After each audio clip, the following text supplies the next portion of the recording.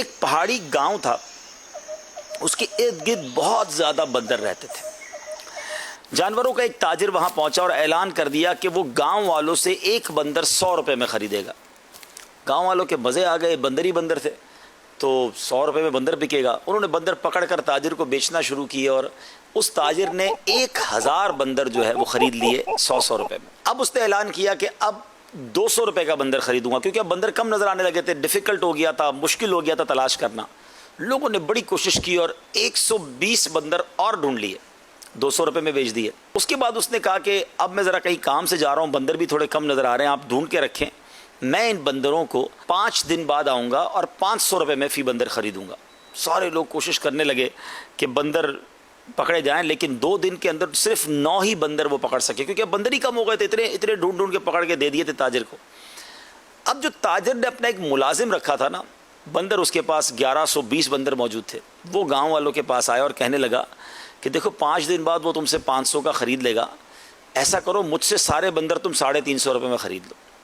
سارے ہی گاؤں والوں نے اپنی سامان بیچا، چیزیں بیچیں کہ کچھ بھی ہے پھر بھی 150 روپے فی بندر پہ منافع ہو جائے گا، اور جناب وہ سارے بندر واپس خرید لیے کہ 5 دن بعد اس تاجر نے آنا اور پھر خرید لینا ہے۔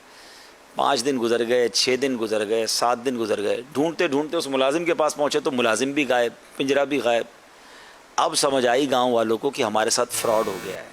پہلے اس نے جو چیز 100 روپے میں ہم سے خریدی وہی ہمیں گویا 350 روپے میں بیچ کر چلا گیا۔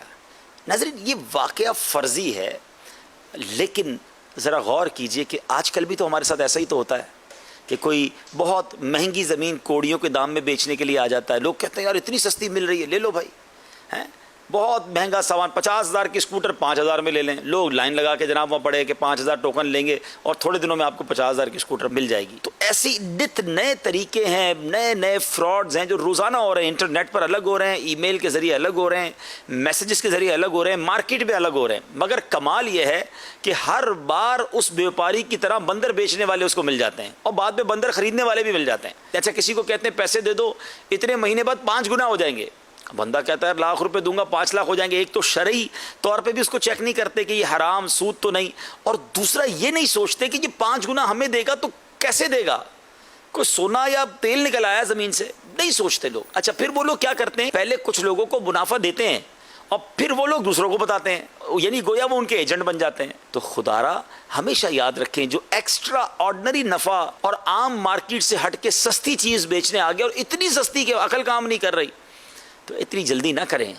تحقیق کریں، سمجھدار لوگوں سے مشورہ کریں، ورنہ آئے دن یہ خبریں ملتی ہیں کہ ہمارا سب کچھ چلا گیا، ایک کا ڈبل کرنے کے لیے سب کچھ بیچ کے دے دیا، وہ ایک بھی چلا گیا۔